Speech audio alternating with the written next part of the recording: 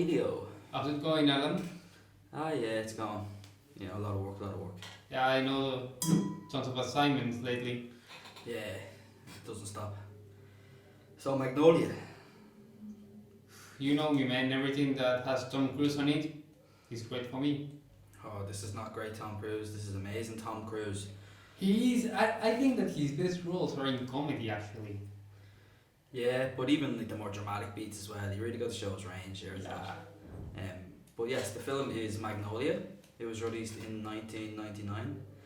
It was written and directed by P.T. Anderson, the great P.T. Anderson, the master, There Will Be Blood. You know, this guy's one of the absolute best there's been. The film is an epic, to say the least. The synopsis that I got off IMDb states that this film is an epic mosaic of interrelated characters in search of love, forgiveness, and meaning in the San Fernando Valley. As vague as As a film itself, yeah. But yeah, one thing that you can deny is the cast. yeah, stacked. Man. Absolutely stacked. Like I was actually looking through it again, and I'll state just a few of the names here. Like I'm leaving out a lot of people here, but you have Tom Cruise, Luis Guzman, you have Philip Baker Hall, Thomas Jane, Philip Seymour Hoffman, William H Macy, Alfred Molina, Julianne Moore, John C. Reilly, Melora Walters, Miriam Margolis, like, and that's only half the names on a screenshot of the cast. Oh, It's crazy. You also have Phil Coulson and Dr. Oak Yeah, Clark Gregg makes a and Alfred Molina. small little role there. Yeah, Alfred Molina plays With a Solomon. cameo. Solomon. It was Great really cameo. fun. Great Yeah. cameo from Alfred Molina. And another thing is that this film was the first time that Tom Cruise and Philip Seymour worked together. Oh yeah? Yeah, the second time was in Mission Impossible 3. Yeah. Mission Impossible 3, the course correction that fixed the franchise. And I stand by It that. did, because the second one was black. Yeah. But first thoughts, Emilio, on the film. What did you think? Well, sometimes it has too much. It overwhelmed me sometimes. Yeah, it was way too long. Yeah, I was talking about the part of the song. We're gonna get to the song. Yeah, But like, what the fuck was that? was like, I'm sorry. Shit. Yes, I completely agree. PG-13 now. Fellas on Films, PG-13 podcast. No, I'm going explicit on this. The song was fucking shit, weird, jarring, made no sense to the story.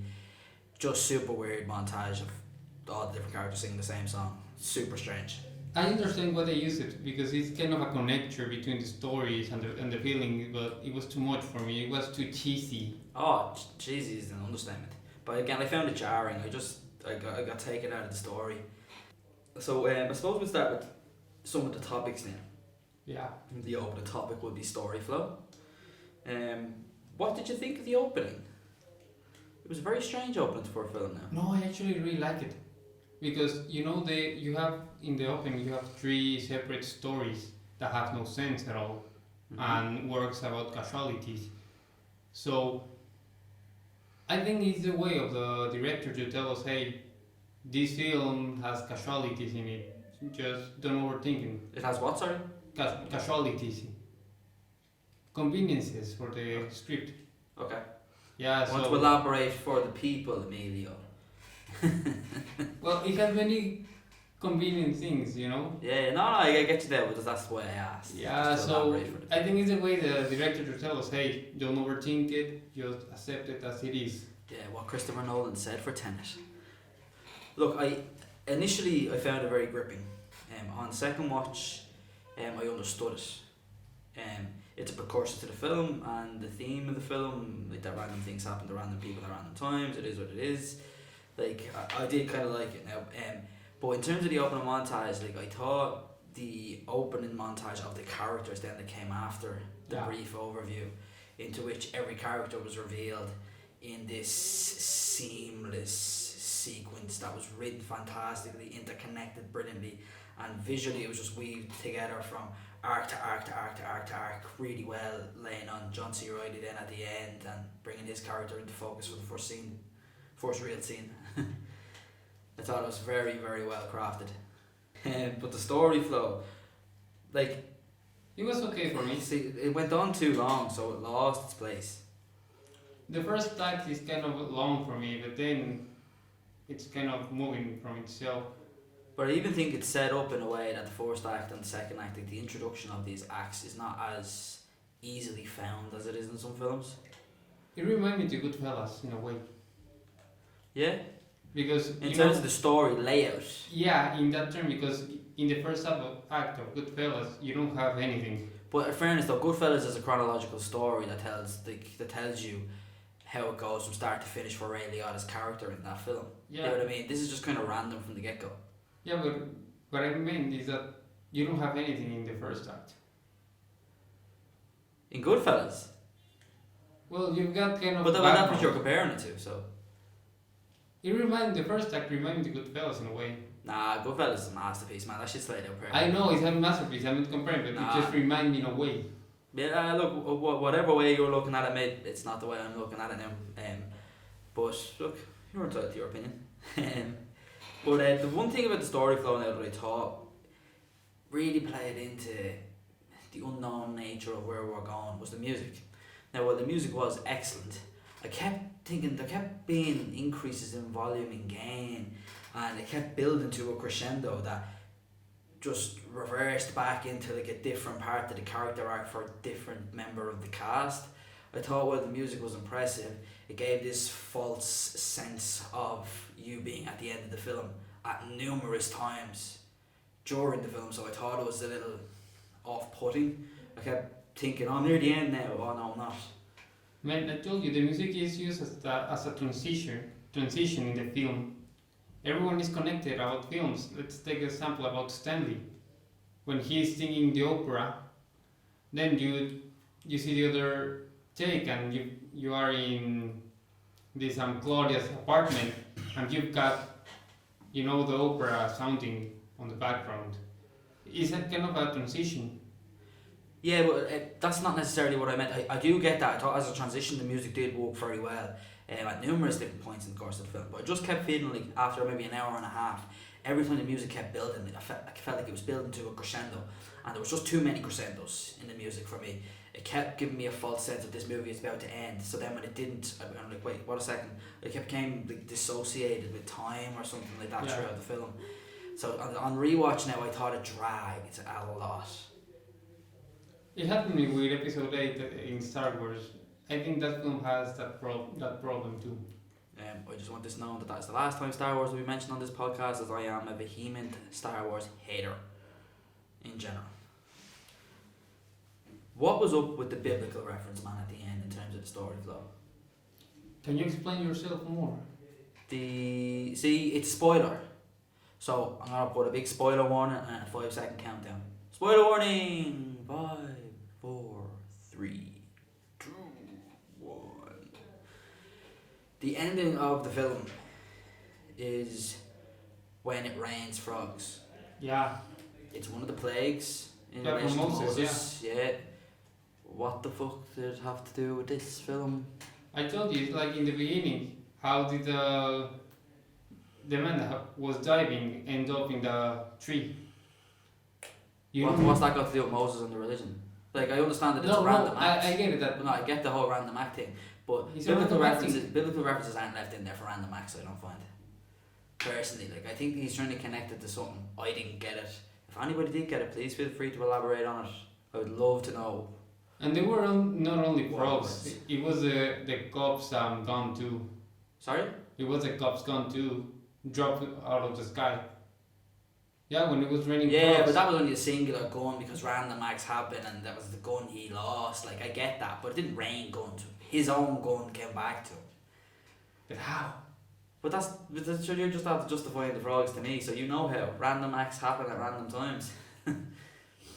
Yeah, no, I just thought, to be honest with you, I thought I was going to enjoy it more the second time around, but I actually disliked it more Really, that way? the second time around. Yeah.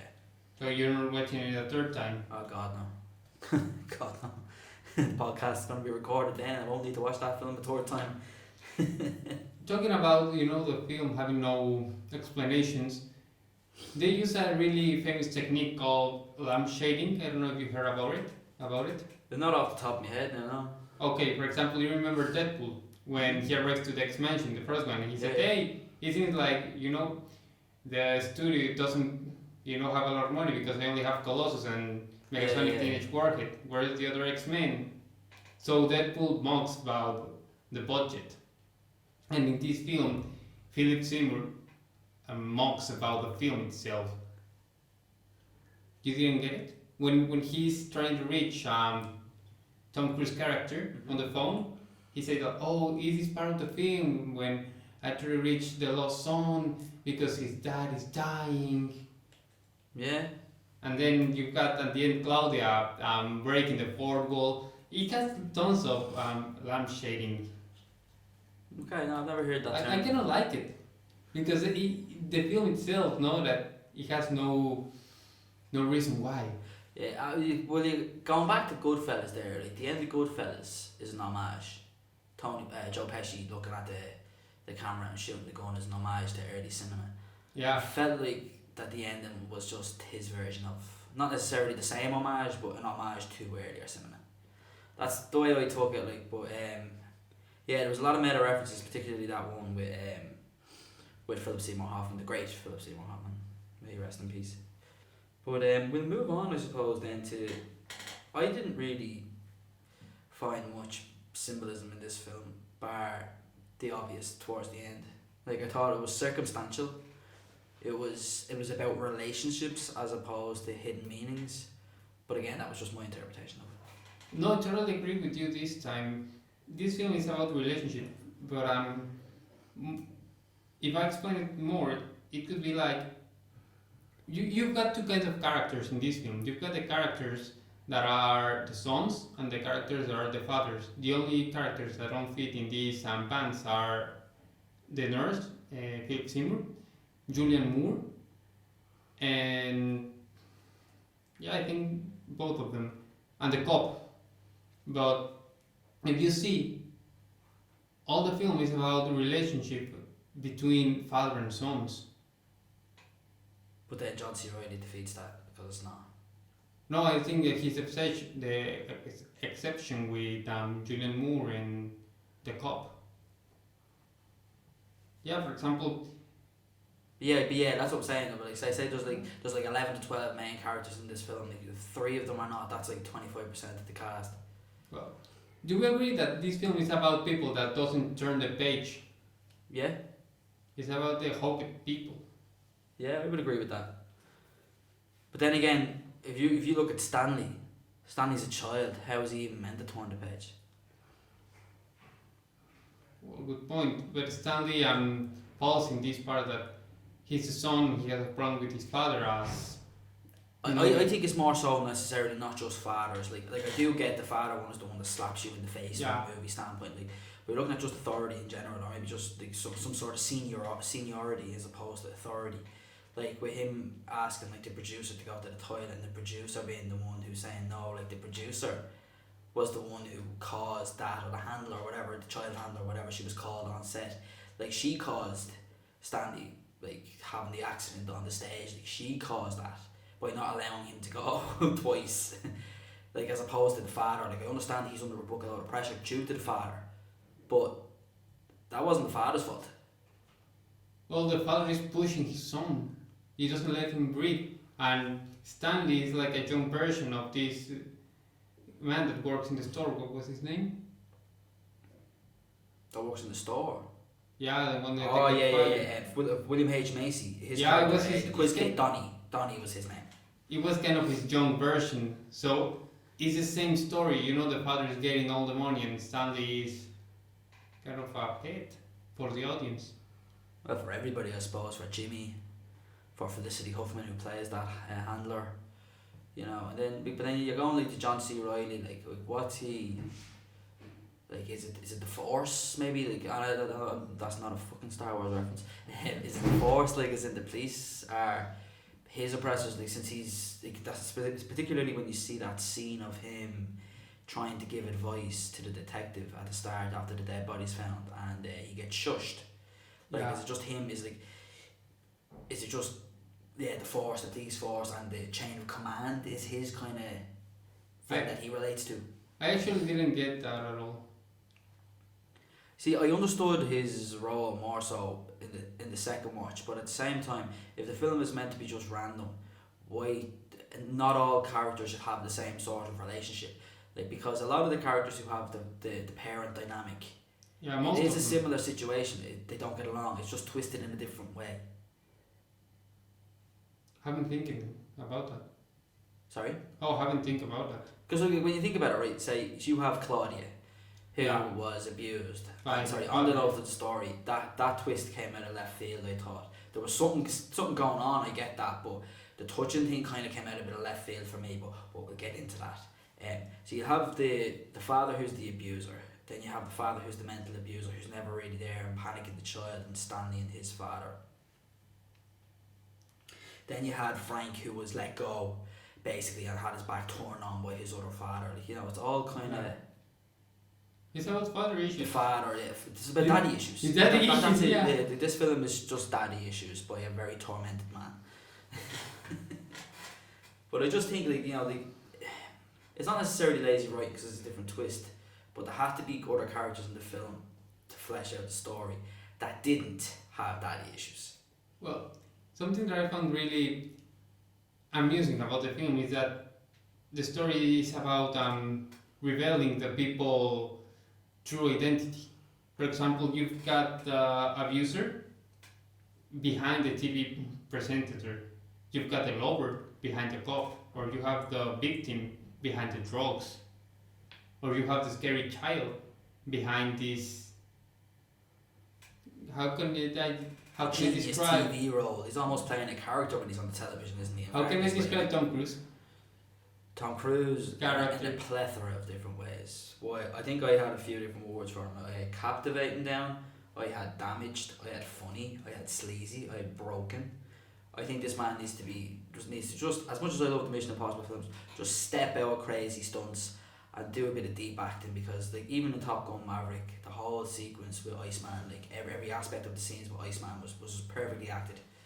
Like this guy should be given more dramatic roles, or Yeah. he should take them purposely, because he has an incredible range. He was excellent. He was excellent in this film. He's not a. I'm changing the topic for a while. He's not a comedy film, but have you watched Rock of Ages? His role there was really nice. I haven't actually seen that. No. Yeah, the only good reason to watch this film is about Tom Cruise singing and getting into this role, which mocks about late rock singers. It's really nice.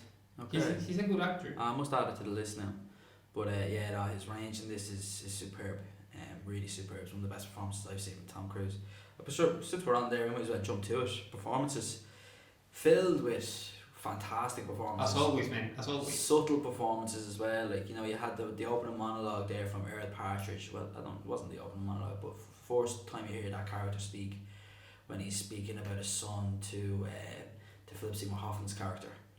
Like, I know he doesn't have too much more. He just plays the sick, dying patient, unfortunately, for the rest of the film. But that was a great monologue that he had there. Then, like, the nuance that Philip Seymour Hoffman brings to the character, like the understanding, the caring nature of him as a nurse, as a palliative nurse. Superb.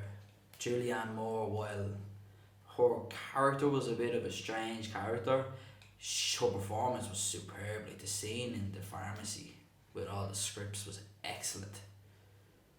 William H. Macy, like, while again a bit of a strange character arc and didn't really agree with the way it went in terms of him trying to rob the money, but Yeah. I thought his performance was wonderful and weird. I had a great, I was excellent on screen as well. And at the end of the day, he achieved what we wanted. In a way. Explain. Yeah, he wanted to have, kind of a Corrective, the corrective teeth surgery. Yeah, and it ended up being cracked. Yeah, I love the way that they keep hitting, like, oh, didn't you get hit by lightning? And like, you can tell that's what happened to him, and that's what's made him so touched, or whatever it is that is Sometimes you get what you want. wrong with him there. Like, favourite performance has to be Tom Cruise. Definitely, man. Definitely. Like, I thought John C. Reilly was actually pretty good, in fairness. Although, Yeah. like, initially, like, he wouldn't be the standout, or one of the even top 5 in a film with such a huge cast. but I did think that he brought a goofiness to the role, but an innocent goofiness, like not like Yeah. I'm trying to be funny, trying to gain attention, like I also really like the cop. What's the name of this that actor? is John C. Reilly. John C. Reilly. Yeah, Oh, I look didn't at know this. Emilio doing his homework yet again. Man, I'm bad with names, but it was really nice because I only watch him. I only watch him in comedy films, and now having kind of a more serious role. Yeah, I've heard he was great in Boogie Nights. So the editing, Emilio, what did you think of this? Because there was a lot of stories going on all at the same time. The editing was vital to the story. I kind of really like the transitions it's in the editing, Visually or visually and kind of in a sound way. didn't you praise earlier on though the musical transitions for being vital to the story? Yeah, where you also have TV transitions in it. I thought some of the TV transitions were pretty cool the way it was Yeah, they were on the screen. pretty cool. Like this film was edited by an Oscar-nominated editor called Dylan Teichner. Probably butchered that name. Apologies if you ever hear this. He was Oscar-nominated for There Will Be Blood and Zero Dark 30. Haven't watched them. There Will Be Blood is amazing, man. Yeah, I cannot believe you haven't watched that film. Haven't one- watched it yet. You have to say that. We should almost do that. Yeah. But I thought the opening montage was pretty impressive. Again, like I said, I thought the character introduction was very impressive. I liked the way that they brought the audio in first, like for a J cut, like sometimes, or an L cut. Like the audio went into the next scene and stuff like that. I thought it was very impressive. Like particularly the way Frank's stage intro was sealed into it there. Like at the start, you're hearing Frank just about before he comes onto the stage, and then just as he gets to that part of the monologue, he visually appears. I thought it was great. And then again, some of the cuts for Julianne Moore, she was getting the scripts for all the drugs. Like there was one aspect now that I noticed that was a bit jarring, I suppose, but it's probably the word for it. There was a cut from the game show to Claudia. Do you remember when Claudia was clicking her jaw? Yeah. Yeah, just there, that cut seemed, I don't know if it was a mistake or maybe it was meant to look that way, but it was really fast, sudden, and just almost shook. It was just a really weird thing. Now I didn't get a chance to look at it again the second time around because I was getting very bored watching it. But yeah, that thing really stood out to me. I was like, wait, what is going on here? So I did. I wrote it down in my notes. I was wondering if you noticed it. No, I didn't notice it. I think I'm gonna rewatch it. Okay. Yeah, no, the editing was, look, it was good. Well, decent. Yeah, it was Wasn't good. great as other films, but it wasn't bad. It was decent. Still vital to the story now, man. In fairness, the man is not Yeah, an editor, but Because having too much stories and getting the rhythm on, it's kind of hard. It's all about the editing, I think. yeah, and like on the music note at the start of the editing that we were speaking about, the score was done by John Bryan. The music was great, but I did think at times that the music was so loud it was drowning out some of the dialogue. Now again, I don't know if that was a stylistic choice, but It was. I noticed. When the cop is talking to Claudia, I can hear them. That was the exact scene I was thinking about.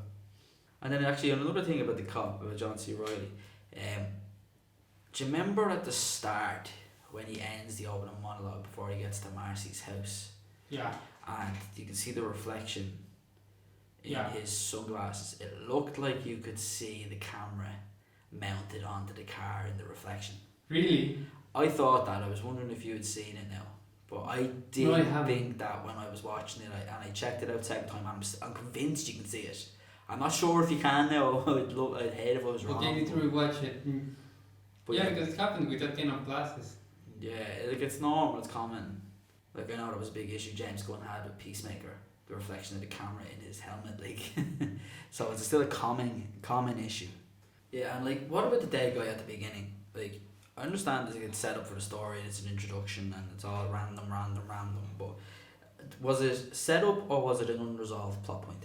It was an unresolved one. Unresolved. Yeah, it was. What about the kids' rap? I was going to ask you about the same thing. Did you get it? I think it's a hint at the end of the film, because at the end of the rap, the kid says, "Lord will bring the rain in," But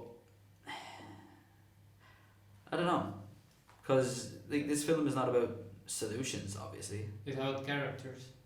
Yeah, it was about damaged relationships and stuff like that. Like, so I don't know, like, because you don't really see Marcy again, either. Yeah, I think it was gonna be part of the plot, but it helps actually because you see the you develop the cop, because even though he discovered the body and all the stuff, he didn't get the recognition he deserved, and he get ignored. Well, he's not a detective though, you know. Like, that's just standard chain of command stuff. Yeah, but he wasn't being asked the questions. He was just there. Yeah, but again, he is only just like a beat cop or whatever, like, you know, like, because he's like he had nothing to do with the investigation because he wasn't a detective. So like that could just be chain of command type stuff instead of just first person who found it. Like, but yeah, it was a strange film. It was complex. There was a lot to it.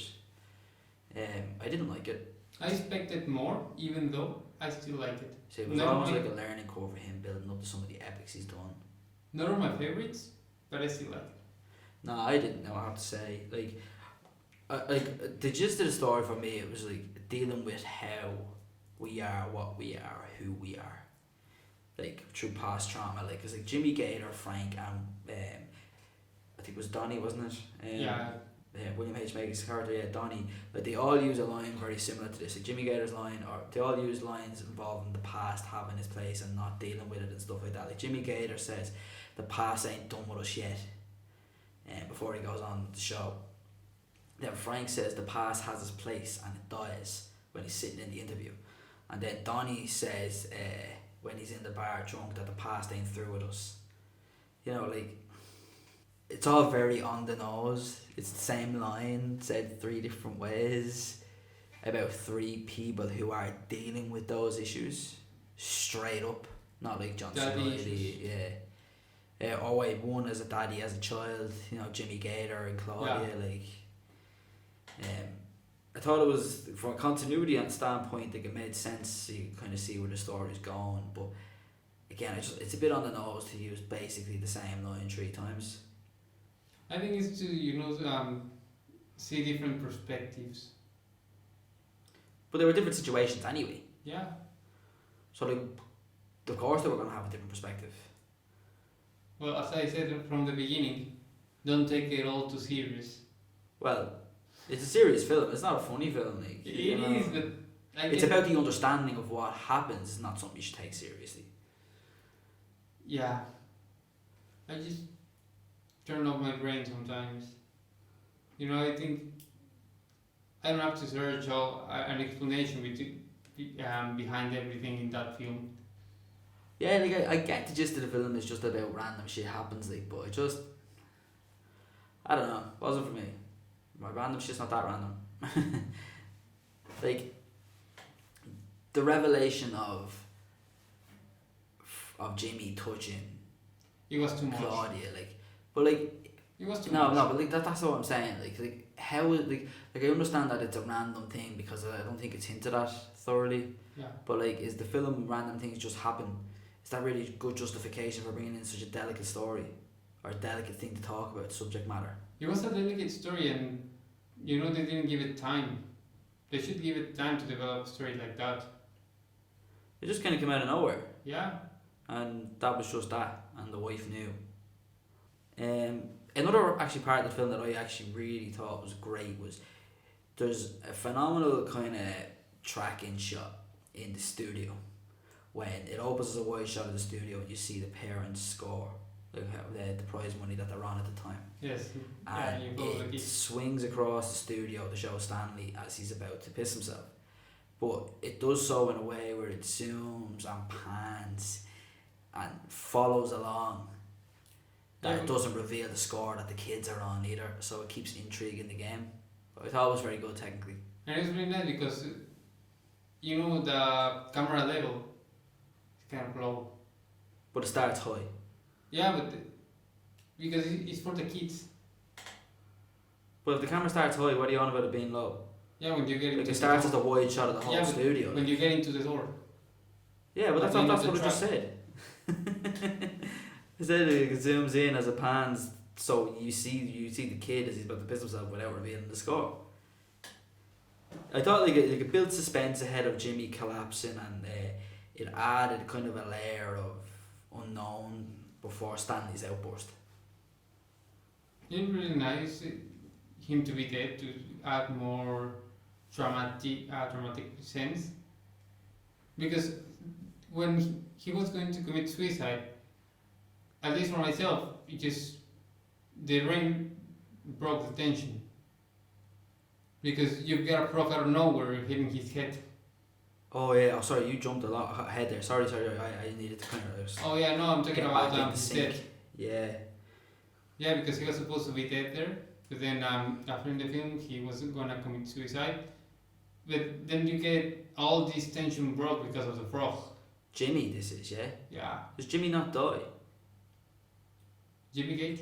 Yeah. Yeah, he head did not die because the frog fell and moved his hand. Do you not see him lying dead on the ground? He did not die.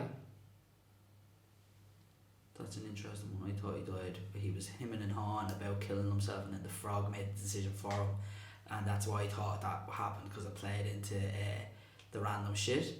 Now I could be wrong. I think he died. Yeah, but you just said he didn't. No, I said he... You said he didn't. Okay, I'm confused now. Yeah, well done, Emilio. I get confused with myself. Think, yeah, great me. I was just trying to find out. If he is dead. And another thing I didn't get it. Who was the guy who shot the cop? That shot the cop? Yeah, When? when he lost his gun. I was shooting at the cop. Yeah, It was the guy that he turned around, and do you remember he's driving down the street and there's a random guy and he sees the cops and he starts to run away, yeah. and then he turns around and he follows him. I'm assuming it could be the killer of your man at the start of the film, maybe, Maybe in a way, yeah. but I don't think it's really elaborated on. It's another plot that they didn't manage to get it anywhere. Yeah, I'm just trying to find what happens to Jimmy. I'm not 100% sure if he dies or not. I thought he did now on looking at it, so that's why instead of looking it up online, that's what I'm going to stick with. It looked like he died anyway, but... Thanks to a frog. Thanks to a frog. Yes, random shit happens. And talking about random shit, as I'm willing to give plenty of time to this, because it was the stupidest shit I've ever seen in a film. Well, one of the stupidest things I've ever seen in a film. I thought it was gonna be deeper. I thought it was pretty deep when you think of the subject matter. I thought it was going to be better. Yeah. But like, you know, like you're dealing with like say Frank's character straight off the bat, right?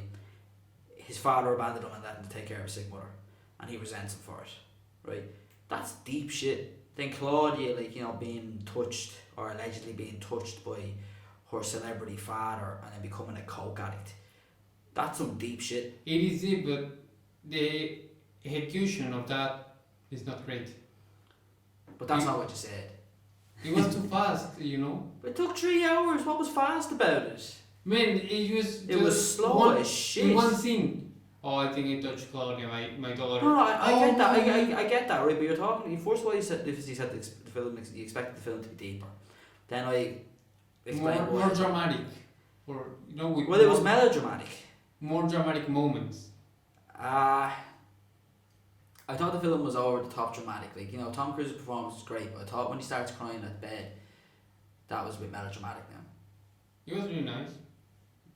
No, I thought that was the one slip he had in his performance personally.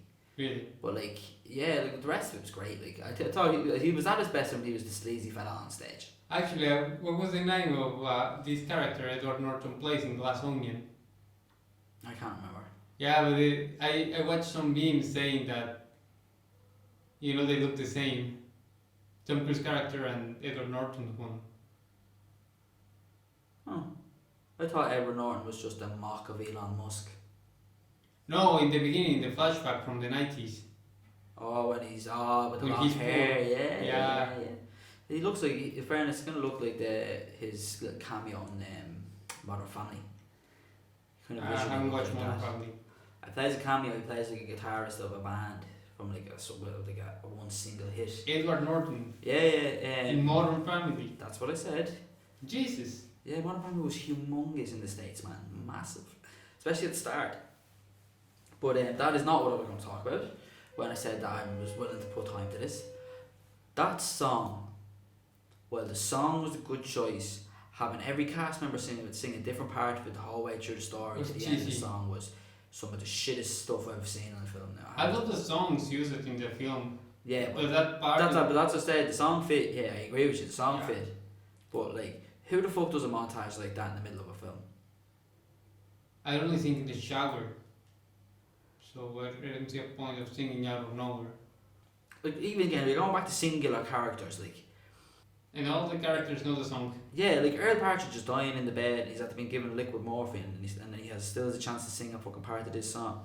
Frank is sitting outside that house thinking, I'm gonna see my dad who left me after yada yada yada, and I'm gonna sing a couple of lines of this fucking song. Like, the song should have just been played in the background. Why have the characters sing it? It's random ass stupidity. Just because, man. Just because. Fucking ridiculous. Like, to be honest with you, the second time watching it, like for the last hour and a half, I just wanted the film to end. Happens sometimes. Like, the more I discuss it, the more I disliked it. But then, like, you're looking at Tom Cruise's performance, which was like so layered and with such a range. No, but you know, I'm gonna share you a thought that one of my friends told me once is that you have to see tons and tons of bad films and read tons of bad books. So, because when you get one really good one, you will get attached to it. It will change your life. Man, I've seen hundreds, probably thousands of movies now at this stage. Like, Yeah, I agree with that. And you need to watch, shitty things to kind of To love and appreciate the really good ones.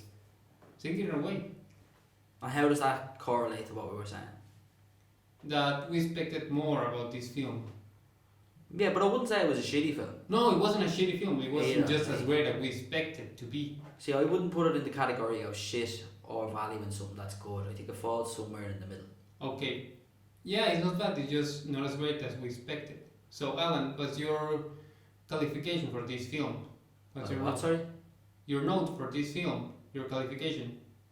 From 1 to 10? My score. Your score, yeah. Qualification. For me, it's about a 6. 6 out of 10. Yeah. I think it's being generous as well. Tom Cruise added like a whole 2 because I thought his performance was amazing. Technically the film was pretty good, but again, the moments of jarring kind of a feeling. Although I do think that probably was the point, and it was a stylistic choice. I don't agree with it, but I thought it took away from the film. But like I get it in terms of the tone and the theme of the film. Yeah. But not a recommending from me.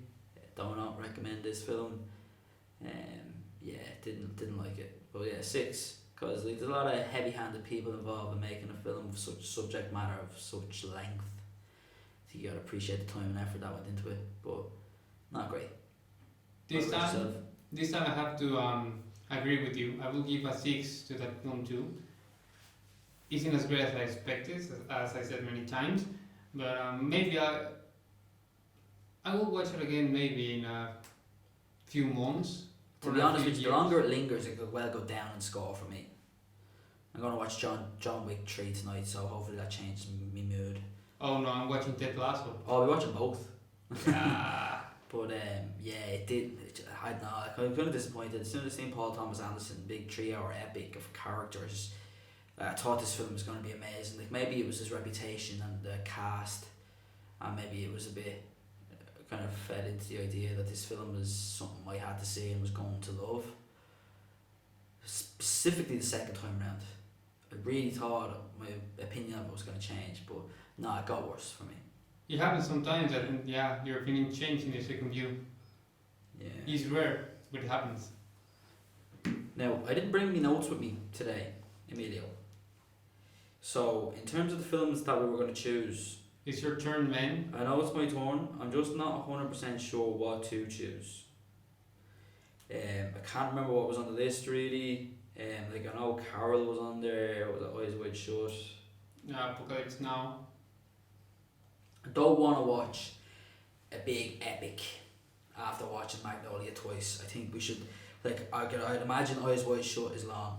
Yeah, it's 3 hours long, and it's like, really and I know more Apocalypse complex. Now is that same time frame, so I definitely It's don't really want to go complex, for them. man. It's really I complex. don't think we should choose them things then. I think we should go for kind of almost like a stopgap film in terms of what to go for. I'm not entirely sure what there is out there. Any thoughts yourself? Or even films that we could add to the list to maybe choose from? Let me think. We can kind of go from there, maybe making the list a little bit bigger.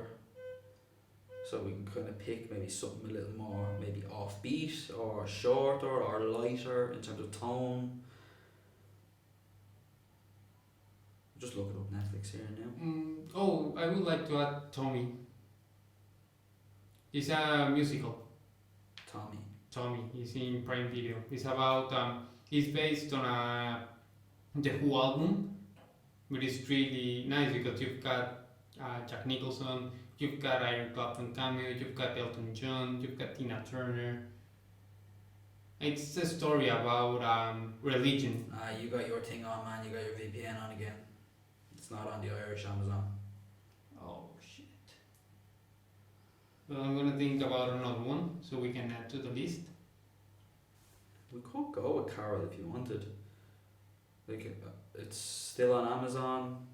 It leaves Amazon in 5 days though, so that puts a bit of pressure on us to watch it. Yeah. So we scrap Carol. Yeah. Scrap Carol then. Carol's off the list. Sorry, Kate Blanchett, you're still the best. Yeah, I'm not sure. Look, I think we'll have a look and then we'll choose at a later date. And then bang up a wee post about it. As we did. Yeah. Yeah, sure. Yeah, because I definitely don't want the big epic that I have to overthink the balls. Something like Drunk, more. Something like it doesn't have to be Drunk. slapstick or anything like that, but just something that's Yeah, just something more easier calm. watch in general. Yeah. Alright, well, I think that's it. Thank you Today. for our listeners. Thank you for.